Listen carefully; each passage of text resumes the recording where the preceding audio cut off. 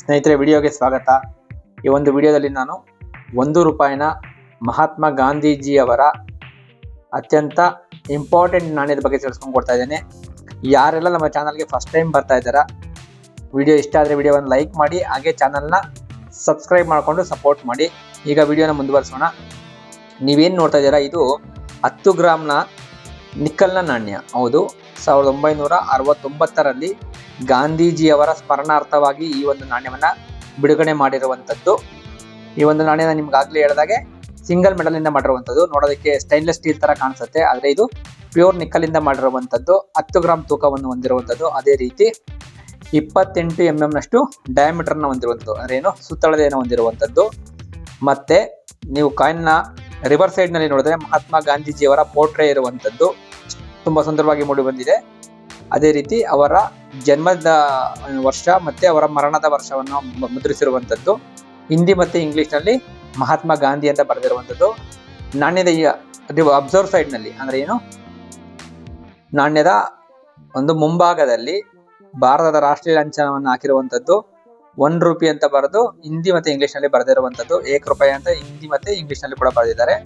Bharat India ಅಂತ ಕೂಡ ಇಂಗ್ಲಿಷ್ನಲ್ಲಿ ಮತ್ತೆ ಹಿಂದಿಯಲ್ಲಿ ಬರೆದಿರುವಂಥದ್ದು. ಈ ನಾಣ್ಯ ಸೆಕ್ಯೂರಿಟಿ ಎಡ್ಜಸ್ ಅನ್ನು ಹೊಂದಿರುವಂಥದ್ದು.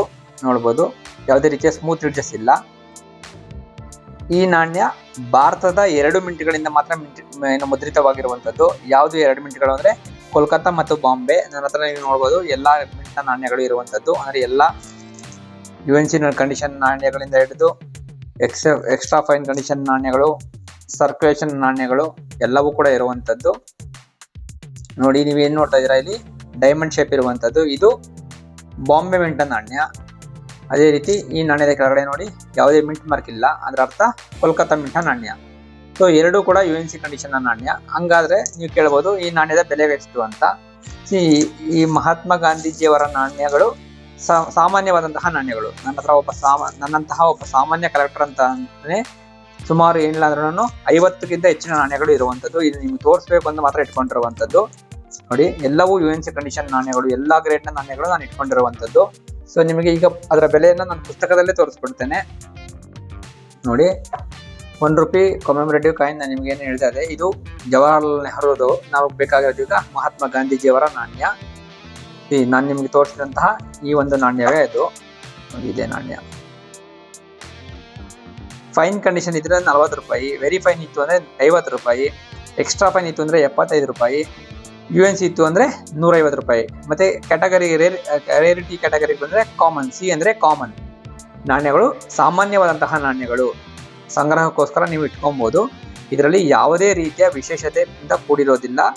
ಬೆಲೆಯಿಂದ ಆಗಲಿ ಮತ್ತು ಯಾವುದೇ ರೀತಿಯ ವಿನ್ಯಾಸದಿಂದ ಆಗಲಿ ಯಾವುದೇ ರೀತಿಯ ಏನು ಆಕರ್ಷಣೆಗೆ ಒಳಗಾಗುವಂತಹ ನಾಣ್ಯಗಳಿಲ್ಲ.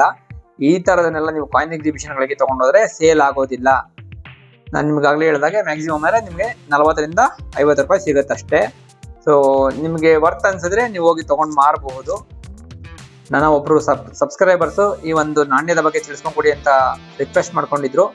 ಸೊ ಆ ಒಂದು ಕಾರಣಕ್ಕೋಸ್ಕರ ಈ ಒಂದು ನಾಣ್ಯವನ್ನು ನಮ್ಮ ಚಾನಲ್ನಲ್ಲಿ ಬಿಡುಗಡೆ ಮಾಡಿರುವಂಥದ್ದು. ಮೇಡಮ್, ನಿಮಗೆ ಮಾಹಿತಿ ತಲುಪಿದೆ ಅಂತ ಅನ್ಕೊತೀನಿ. ಇದು ಸಾಮಾನ್ಯವಾದಂತಹ ನಾಣ್ಯ. ವಿಡಿಯೋನ ಕೊನೆವರೆಗೂ ನೋಡಿದ್ದಕ್ಕೆ ಧನ್ಯವಾದಗಳು.